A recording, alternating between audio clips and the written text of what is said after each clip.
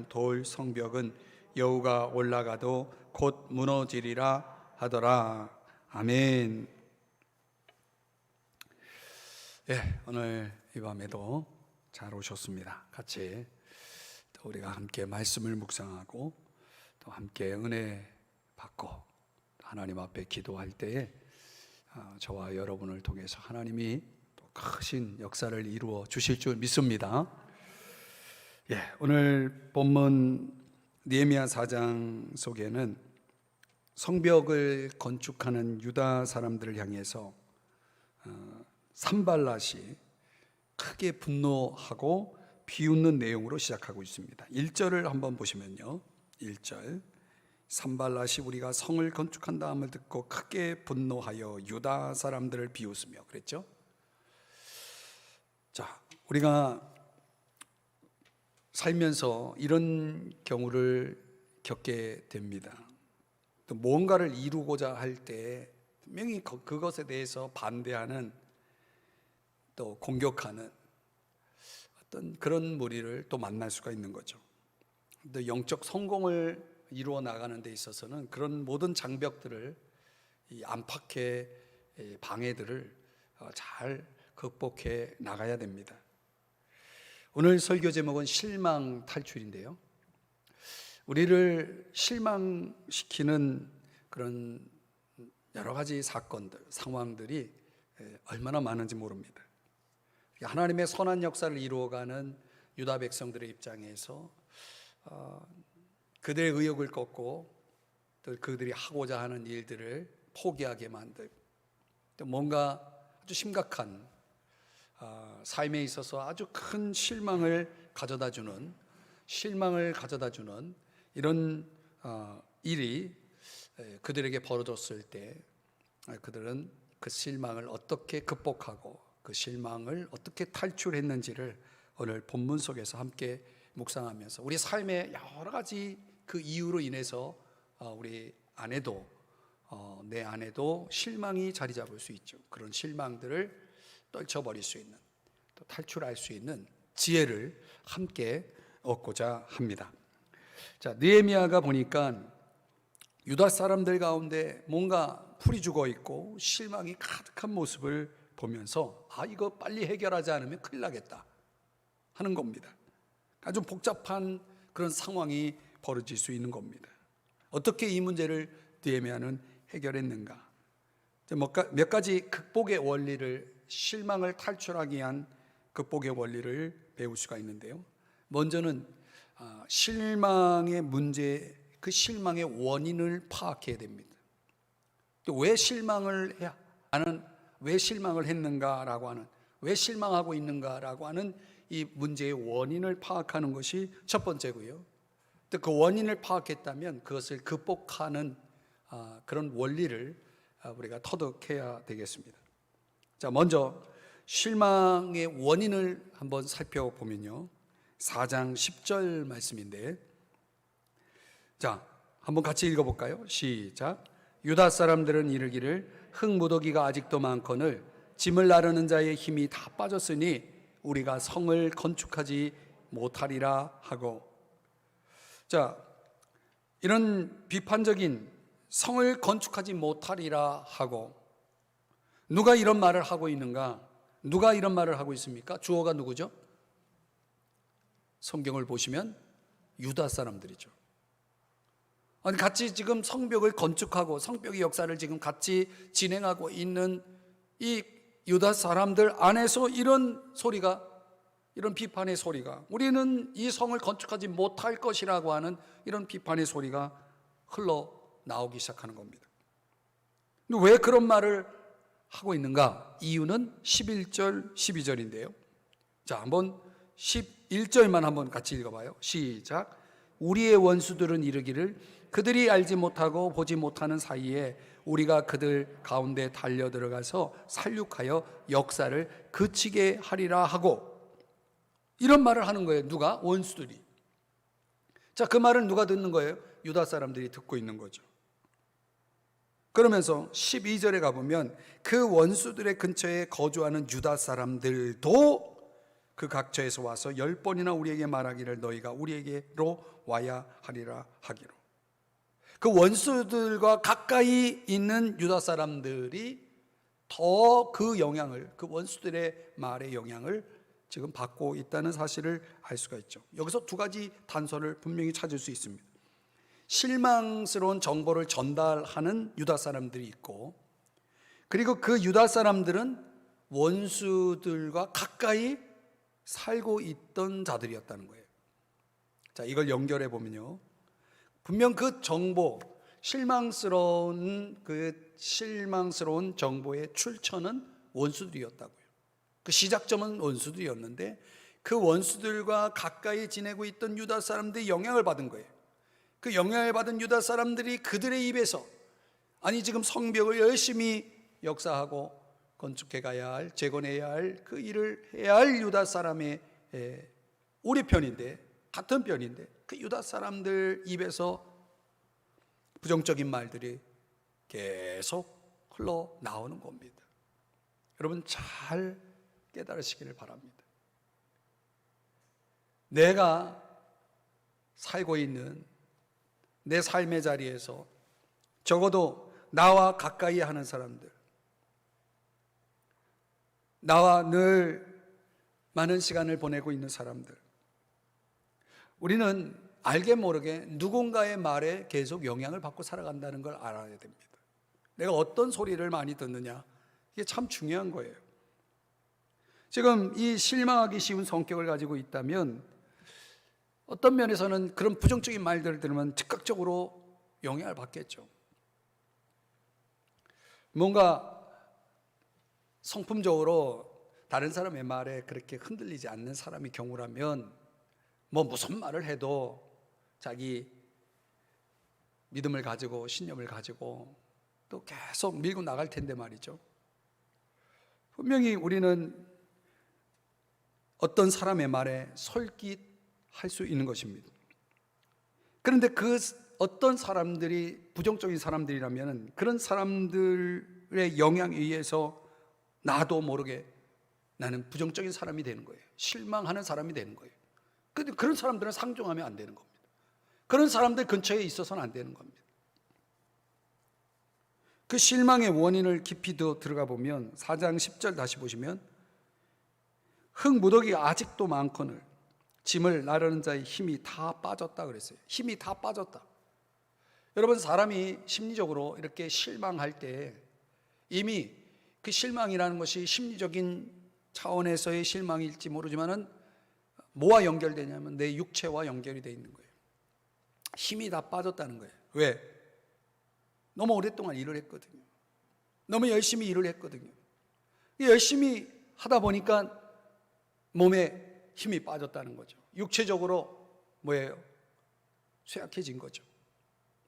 자, 이런 차원에서 내 육체가 약해지면 내 정서적인 어떤 감정적인 차원도 영향을 받지 않겠습니까?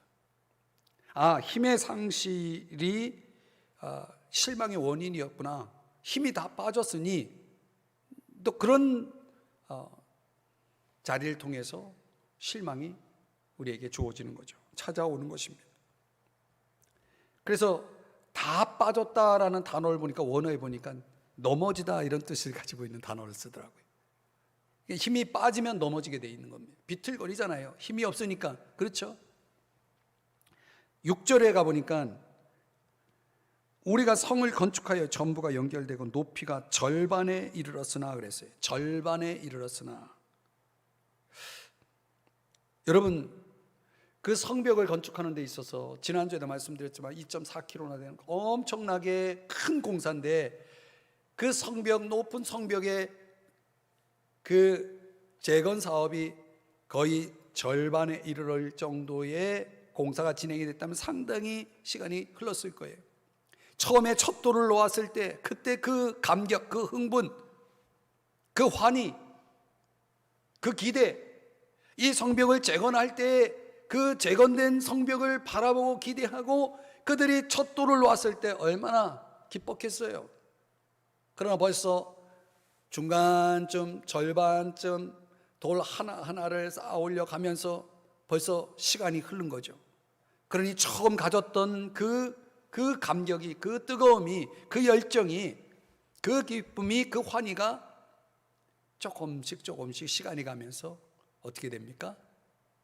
식어지는 거죠. 여러분 가만히 보면요, 우리가 어떤 일을 할 때 시작하고 어느 정도 시간이 지나서 조금 시간이 지나 보면 처음에 내가 그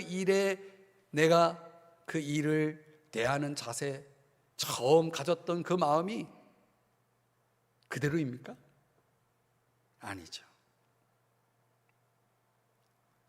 사람이라는 게 금방 질리고 식상해하고,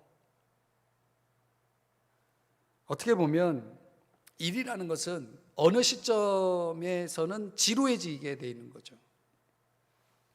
그러면 그 새로움이라는 것이 상실된 상황에서는 실망은 찾아오는 것입니다. 여러분이 어떤 물건을 구입했다 했을 때 그 물건을 처음 대하는 것과 시간이 흘러봐요. 그 물건을 어떻게 여러분이 다루는가. 그러니까 우리의 감정이라는 건 그만큼 금방 식어버리는 거예요. 절반이 우리를 실망시킬 수 있는 거예요. 내 힘이 빠졌기 때문에 실망이 올 수도 있는 거예요.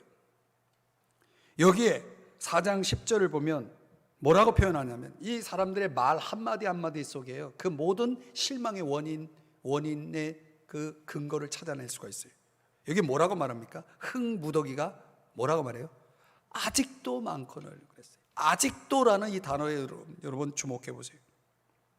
말하자면 아직도 할 일이 태산이라는 거예요. 여러분 사람이요, 어떤 일을 진행해 나갈 때 아직도라는 이 단어가 딱 나올 때 실망이 되는 경우가 많아요. 희망이라는 것은 얼마든지 우리에게서 상실될 수 있는데, 우리 안에서 내가 너무 감당할 수 없는 큰 과제가 내 앞에 놓여 있을 때, 그때 우리가 실망이라는 걸 하게 된다는 거죠. 어떤 면에서 보면 궁극적인 그 희망을 놓지 않기 위해서는 우리가 너무 멀리 보는 것은 좋지 않은 것 같아요. 하루하루 하나하나 생각해야지, 아직도 이만큼 남았다, 아직도 멀리 저만큼.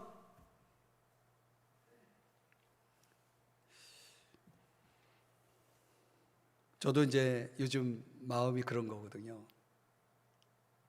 하나씩 가자, 하나씩 감당하자.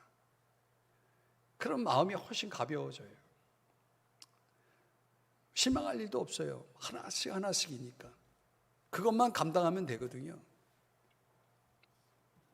여러분의 삶에 실망이 왔다면 그 실망의 원인을 한번 잘 파악해 보세요. 힘이 빠졌나요? 어쩌면 여러분들 안에 처음 가졌던 그런 감격, 그 감사, 환희, 기쁨을 잃을 만큼의 시간이 흘렀나요? 희망을 잃어버렸나요? 이런 모든 것들을 통해서 저와 여러분 속에 실망이라는 것이 자리 잡을 수 있다는 것을 이해하셔야 됩니다. 4장 6절 한번 가봐요. 이는 백성이 마음들여 일을 하였음이니라 그랬습니다. 유대 사람들은 분명히 일을 할 마음이 있었어요. 절반의 성공을 거뒀다는 거죠. 그런데 4장 10절에 가보면 갑자기 이렇게 말을 해요. 우리는 못한다, 그렇게 얘기해요. 못하리라. 우리가 마음들여 그렇게 열심히 일을 해서 절반이라는 성공을 이루었는데 이제 와서 못한다, 이렇게 해버리는 거예요. 그러면 힘이라는 게 빠지고 희망이 상실되면 우리 안에 확신이 사라집니다. 확신이 어떤 확신이에요? 내가 할 수 있다라는 확신, 우리는 이룰 수 있다라는 확신, 그런 확신이 또 상실되는 거예요. 우린 못한다라고 하는 것이죠. 말하자면 자신감을 잃어버리는 거죠. 자신감을 잃어버리는 거죠. 제가 이제 어떤 목표를 가지고 비전을 가지고 이렇게 개인적으로 공부하는 게 있는데, 이렇게 하다 보면 이거 어떻게 다 해? 에이, 그만두자. 포기하고 싶은 딱 마음이 그만히 내 마음속에 들어와요. 그러면 그 포기하고 싶은 마음이 들 때, 그때 제가 하는 방법이 뭐냐면, 이제 자신감을 갖기 위해서 뭔가 내가 그동안 해왔던 것 가운데 가장 자신 있는 것, 가장 좋아하는 것 안에서 그런 것들을 다시 붙잡아요. 그래 금방 또 마음이 이렇게 회복돼요. 여러분, 우리가 살면서 자신감을 잃어버리는 것만큼 우리 인생에 정말 마치 바람이 빠지듯 더 이상 굴러갈 수 없는 타이어가 되듯, 이런 우리의 인생, 험난한 인생이 펼쳐지는 그런 이유가 되는 거, 그런 게 결국은 저와 여러분 속에서 하나하나 그 원인을 잘 파악해서 내가 왜 지금 실망하고 있지, 이런 걸 파악해 보면 많은 경우에 바로 요거인 것 같아요. 자신감을 잃어버리는 거. 자신감을 잃어버리는 거. 확신이 없으면요, 자신감을 잃어버리는 거예요. 자신감을 잃어버린 사람에게는 못한다라는 말밖에 할 말이 없어요. 못하는 거예요. 더욱이 4장 11절 말씀에 가보면, 그들이 알지 못하고 보지 못하는 사이에 우리가 그들 가운데 달려들어가서 살육하여 역사를 그치게 하리라 그랬어요. 알지 못하고 보지 못하는 사이에 원수들이 역사를 그치게 할 것이다. 불안한 거죠. 안정감을 잃어버린 것입니다. 이 원수들은 우리를 그렇게 늘 불안하게 만들고 두렵게 만듭니다. 우리의 생각 속에 안정감을 빼앗아 갑니다. 그러면 실망하고 마는 것이죠. 사랑하는 여러분, 어쩌면 우리 안에서 어떤 것이든 지금 설명드린 이 본문 안에서 그려지고 있는 실망의 원인을 파악하고 있는데, 그 원인이 어떤 요인이든 간에 저와 여러분을 실망시키는 것이 무엇인지를 파악하는 게 일단 중요해요. 그 문제를 극복하기 위해선 우리는 두 번째, 실망을 치료받아야 됩니다. 치료받아야 됩니다. 한번 따라 하십시다. 실망을 치료하자. 자, 실망이라는 병을 치료해야 되는데 어떻게 치료할 수 있느냐?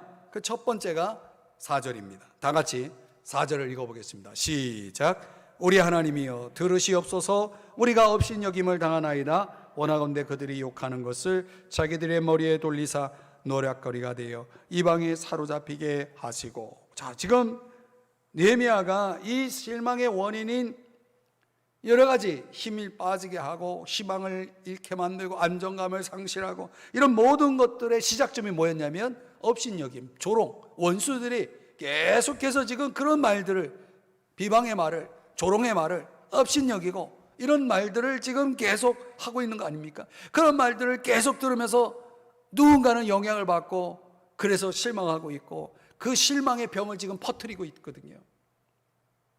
그거를 해결하는 방법, 느헤미야가 가장 먼저 한 일이 뭐예요? 기도하는 일이었다는 거예요. 오늘 금요기도에 나오신 여러분들은 잘 나오셨어요. 우리는 어떻든 그 원인으로 따지면 수많은 이유가 있을 거예요. 나를 실망시키는 이유가. 그것이 무엇이든지 간에 우리는 치료받을 수 있어야 돼요. 그걸 치료할 수 있어야 돼요. 그걸 탈출할 수 있어야 돼요. 그 탈출의 시작점이 뭐예요? 기도예요. 자기들을 지금 업신여기고 있는 그런 사람들, 그런 원수들을 향해서 같이 한번 해보자 하고서 맞선 것이 아닙니다. 많은 경우에 잘못한 것이 없는데 상대가 저렇게 막 공격해오고 또 비방의 말을 하고 조롱의 말을 할 때에 그때 우리 마음속에 무슨 생각이 들어요? 좋아, 한번 해보자, 한번 싸워보자 하고서 맞서고 싶은 그런 충동이 내 안에 일어나잖아요. 그러면요 더 어려운 궁지에 몰리게 돼요. 그게 결국은 지는 거예요. 느헤미야가 누가 잘했냐 못했냐 지금 따지지 않고, 지금 저 사람들이 지금 하는 말들 때문에 걱정하고 좌절하고 있는, 실망하고 있는 그 문제를 가지고 그가 가장 먼저 찾은 대상은 하나님이었다는 거예요. 하나님이었다. 우리 하나님이여 들으시옵소서. 지금 상황을 보고하고 있는 거 아니에요. 우리가 지금 업신여김을 당하고 있습니다 라고 하면서 말이죠. 사랑하는 여러분, 우리도 그렇게 살아야 되는 거예요. 실망을 탈출하려면 기도해야 되는 거예요. 기도해야 되는 거예요. 빌립보서 4장 6절 말씀해 보니까 다 같이 시작. 아무것도 염려하지 말고 다만 모든 일에 기도와 간구로 너희 구할 것을 아뢰라. 그 중간에 빠뜨렸죠. 구하라, 아뢰라. 어떻게? 감사함으로. 여러분, 모든 일에 아뢰라 그랬어요. 모든 일에 모든 일. 우리를 실망시키는 일도 여기 다 포함되는 거죠. 사람에게 쏟아봤자 좋은 거 하나 없어요. 여러분, 마음에 실망이 될 때 그 실망을 사람에게 쏟으면 밥도 못 얻어 먹어요. 하나님께 내 마음을 쏟아야 돼요. 저는 어떤 경우에는 정말 이렇게 마음 가운데 기도가 잘 안 될 때가 있어요. 그러면 저는 이제 어디 성경을 주로 보냐면 시편을 봅니다. 시편이 기도거든요. 그 시편을 150편밖에 안 되잖아요. 그 한숨에 읽어보는 거예요. 1편서부터 150편까지 쭉 읽다 보면 참 심하다 싶은 기도가 여러 개 나와요. 막 저주하는 막 그런 말들, 이런 것도 막 나오고 그래요. 그 내용이 그런 내용들 속에 막 진행되다가 결국 시편 끝부분에 가보면 주로 뭐가 그 주제이냐면 찬양과 감사. 찬양과 감사예요. 제가 시편을 통해서 터득한 원리는 바로 이거예요. 앞에서 그냥 내 상한 감정을 드러내는 그 수많은 정말 입에 담기 어려운 그런 말들을 하나님 앞에 다 내뱉는 거예요. 그냥 쏟아놓는 거죠. 하나님 앞에. 그 인간 하면서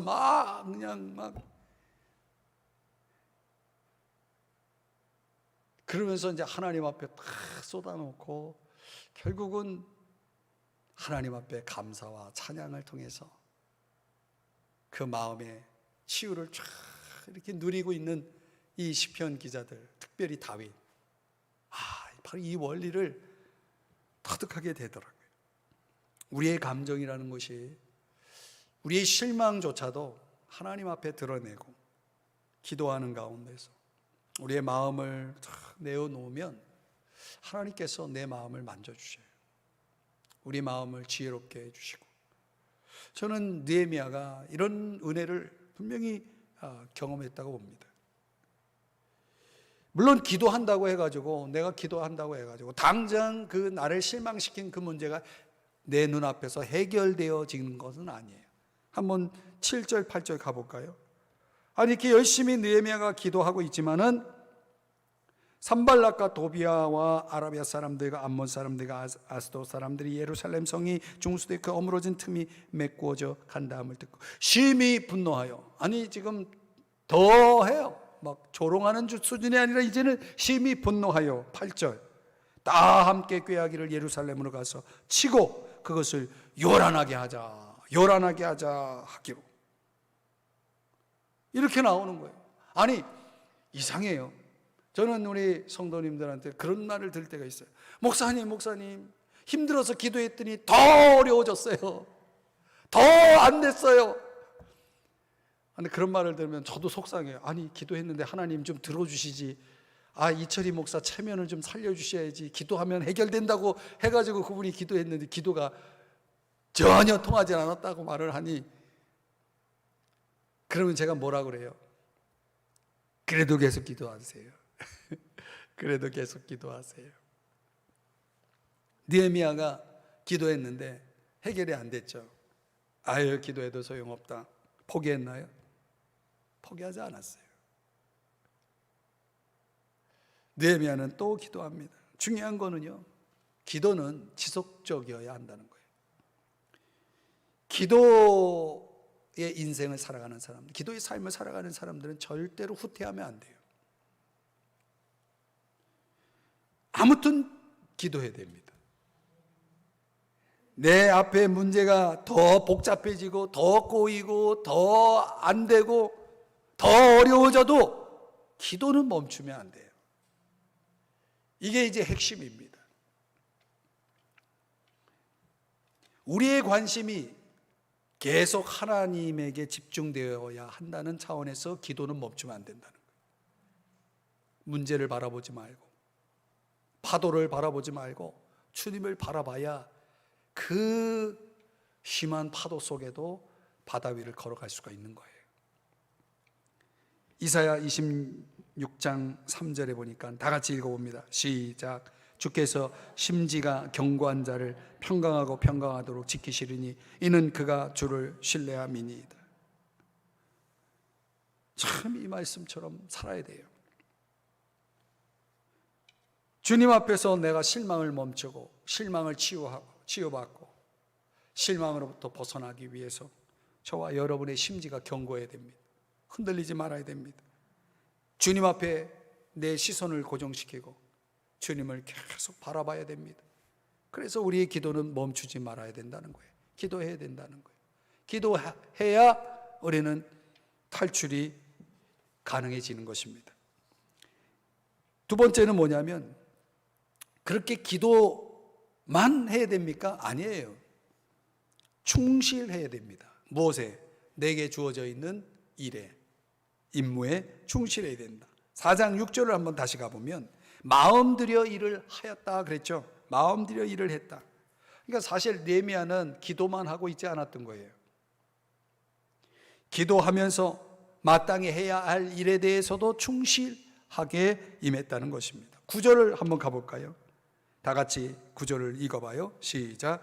우리가 우리 하나님께 기도하며 그들로 말미암아 파수꾼을 두어 주야로 방비하는데. 기도하고 또 뭐 했다고요? 주야로 방비하는데. 기도하면서 언제 적들이 쳐들어올지 모르니까 그 방비하는 일을, 방어하는 일을 게을리하지 않았다는 거죠. 13절을 가보면 더 구체적으로 설명하고 있어요. 내가 성벽 뒤에 낮고 넓은 곳에 백성이 그들의 종족을 따라 칼과 창과 활을 가지고 서 있게 하고, 그러니까 성벽 주위에 어디가 취약한 지역인지를 딱 파악한 다음에 거기에 그 경계를 계속 강화했다는 얘기입니다. 23절을 가봐요. 나나 내 형제들이나 종자들이나 나를 따라 파수하는 사람들이나 우리가 다 우리의 옷을 벗지 아니하였으며 물을 기르러 갈 때에도 각각 병기를 잡았느니라. 옷을 벗지 않았다는 게 뭡니까? 만일의 사태를 대비해 가지고 그 방어 경계를 소홀히 하지 않았다는 것입니다. 하여간에 할 수 있는 최선을 다한 거예요. 여러분, 기도라는 것은 인간의 노력을 배제하지 않습니다. 기도하면서 뭐 한 거예요? 일한 거예요. 기도하면서 뭐 한 거예요? 지킨 거예요. 기도와 일을 분리하지 않았다는 것입니다. 유명한 일화 가운데, 무디 목사님과 관련된 일화 가운데 이런 얘기가 있어요. 이제 배를 타고 대서양을 건너는 중에 배가 화재가 발생이 됐습니다. 어떤 사람이 목사님 찾아와가지고 불이 났으니까 빨리 기도해 달라고. 그러니까 무디 목사님이 뭐라고 그래요? 어디 불이 났냐고. 빨리 가서 불을 꺼야지. 물동이 가져오라고. 그러면서 물을 부어서 불을 끄면서 기도를 했다고 합니다. 여러분, 불이 났는데 기도만 하고 있으면 불이 꺼집니까? 물을 부어가지고 불을 꺼야죠. 물을 붓는 그 시간에 물을 붓기만 한 것이 아니라 기도하면서 물을 붓는 것입니다. 불을 끄면서도 기도할 수 있잖아요. 차를 타고 가면서도 기도할 수 있잖아요. 여러분, 일을 하면서도 기도할 수 있잖아요. 우리가 해야 할 일을 더 잘할 수 있도록 기도할 수 있는 겁니다. 할 수 있는 최선을 다하되 우리가 그 최선 속에 기도가 함께 들어가는 것이죠. 그러니까 기도와 최선이라는 이 행위가 균형을 이루는 이 모습이 우리 신앙인들이 터득해야 될 생활 방식입니다. 그러니까 항상 기도하는 거죠. 뭘 하든지. 병원에 가도 기도, 교회 와도 기도, 길을 걸을 때도 기도, 장릉천을 거니면서 운동할 때도 기도. 기도는 24시간 멈추지 않는 것입니다. 17절을 한번 보실까요? 성을 건축하는 자와 짐을 나르는 자는 다 각각 한 손으로 일을 하며 한 손에는 병기를 잡았는데, 이 재건하는 일들과 함께 또 한 손에는 병기를 잡았다. 방어하는 일도 최선을 다한 거예요. 그 적들의 공격을 방어하기 위해서 최선을 다한 것입니다. 여러분, 존 버년의 경우도 그렇지 않습니까? 그가 하도 당시 그 권력자들에 의해서 투옥이 되고 감옥에 집어넣으면 더 이상 설교하지 못할 거라고 생각하고 더 이상 우리에게 방해거리가 되지 않겠다 해서 감옥에 집어넣었더니 글쎄 거기서 철로역정이라는 것을 작품을 만들었잖아요. 여러분, 하나님이 모든 일을 하실 거니까 우리는 기도만 한다. 그건 성경적이지 않아요. 우리는 기도하면서 열심히 우리 해야 할 일에 최선을 다해야 하는 것입니다. 성경은 우리에게 그런 믿음을 가르쳐 주는 거예요. 믿음은 기도고 믿음은 행동이에요. 행함이 없는 믿음은 그거는 믿음이 아니잖아요. 기도가 없는 믿음은 그건 믿음이 아니잖아요. 실망감을 해결하고 싶어요? 그렇다면 기도해야 되죠. 기도만 합니까? 아니죠.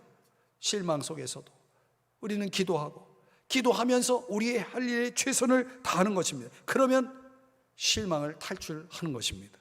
세 번째가 뭐냐면 다른 사람들에 대해서 다른 사람을 위해서 봉사하는 겁니다. 참 이거는 느헤미야를 통해서 우리가 반드시 배워야 아주 중요한 원리입니다. 자, 21절을 한번 가봐요.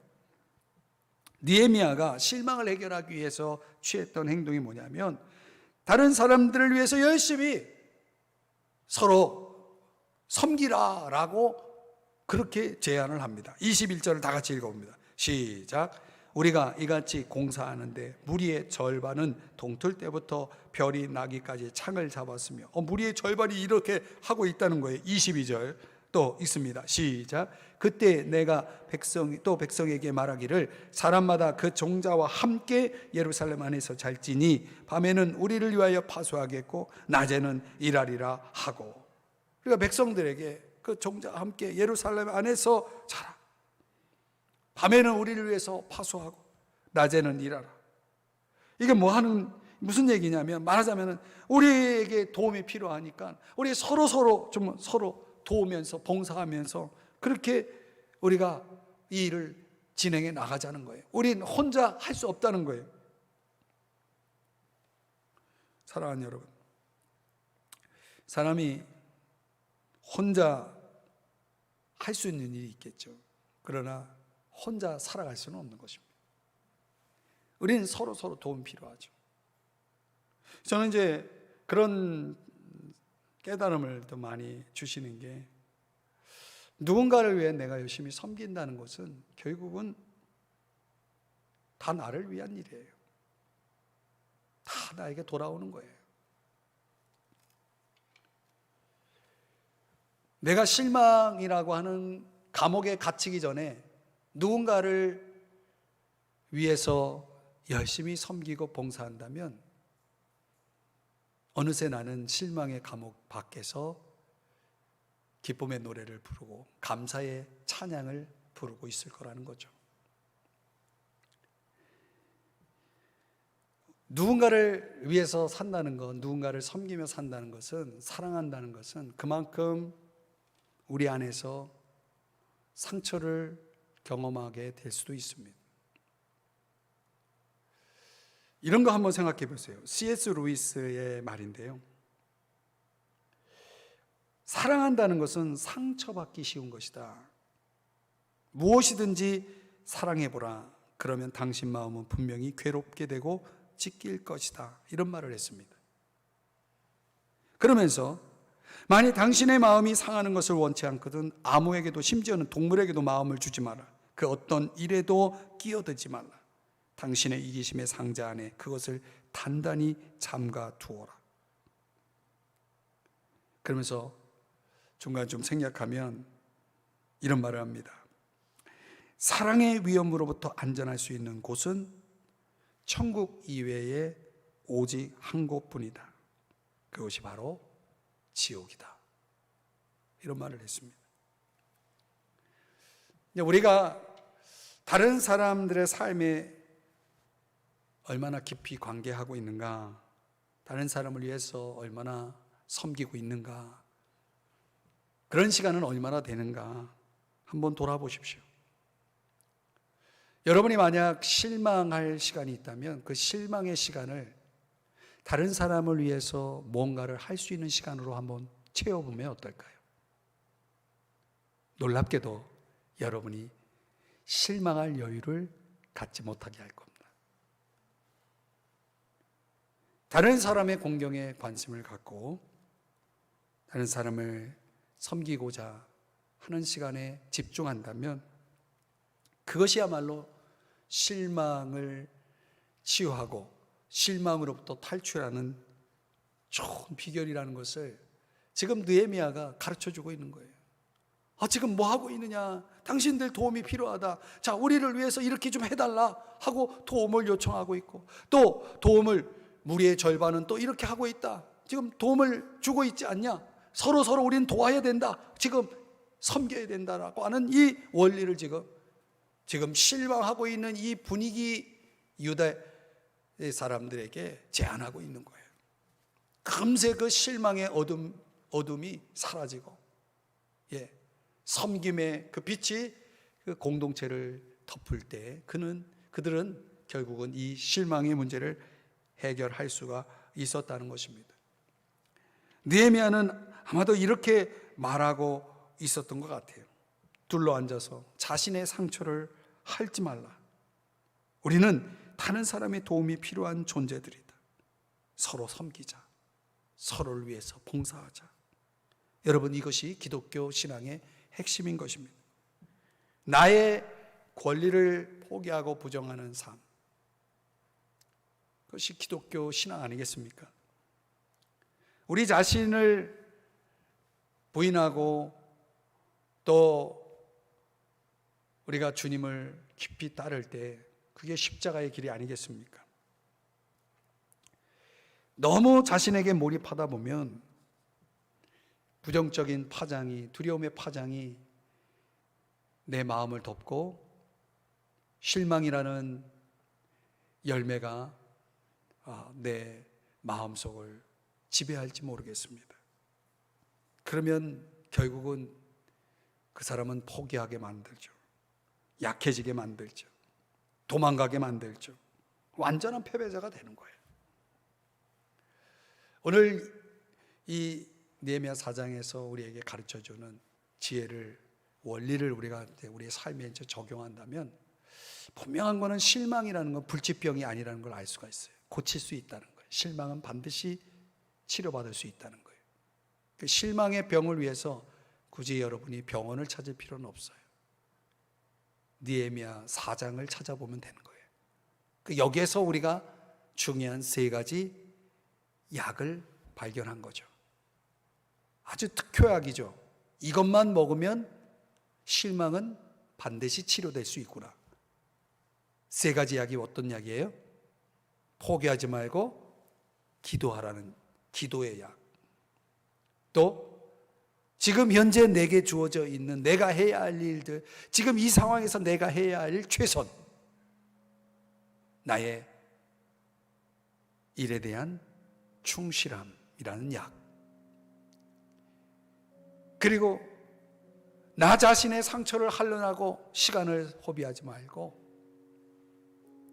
지금 나를 실망시키는 그런 상황을 바라보는, 그러면서 실망을 묵상하는 그런 시간을 갖기보다는 공경에 빠진 다른 사람들을 바라보고 그들을 찾아가고 그들을 열심히 섬기고 또 봉사한다면 여러분, 어느새 우리는 실망을 탈출하여 저와 여러분 하나님이 기뻐하시는 그런 의의 열매를 풍성히 맺는 삶의 자리에 서 있을 거라는 것입니다. 그러니 여러분, 오늘 이 시간 이 말씀을 듣는 이 순간부터 저와 여러분 혹 실망이 찾아올 때 느헤미야 4장을 꼭 기억해 주세요. 그러면 그 말씀이 살았고 운동력이 있어서 여러분의 마음속에서 역사할 겁니다. 역사하고 여러분이 그 말씀의 원리대로 여러분들이 순종한다면 여러분들은 그 어느 때, 그 어느 상황 속에서도 반드시 치유될 수 있고 승리할 수 있을 것입니다.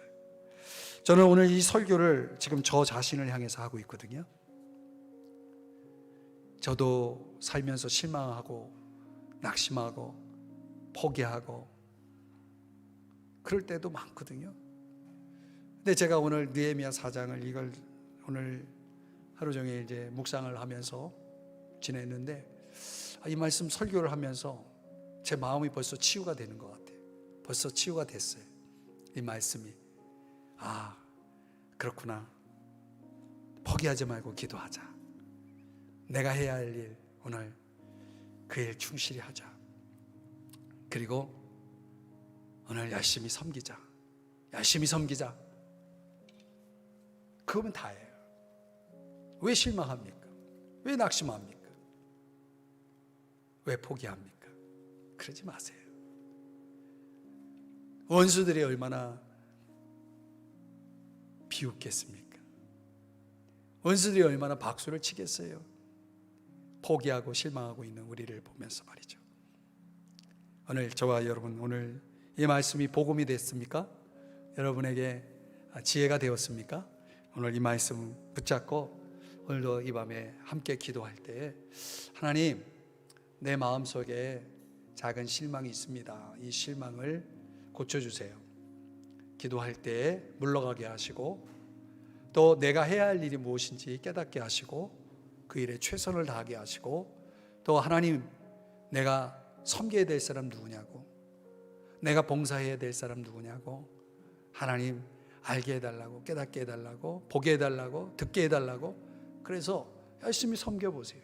틀림없이 여러분들은 실망할 틈 없이 날마다 희망 속에서 살아가게 될 것입니다.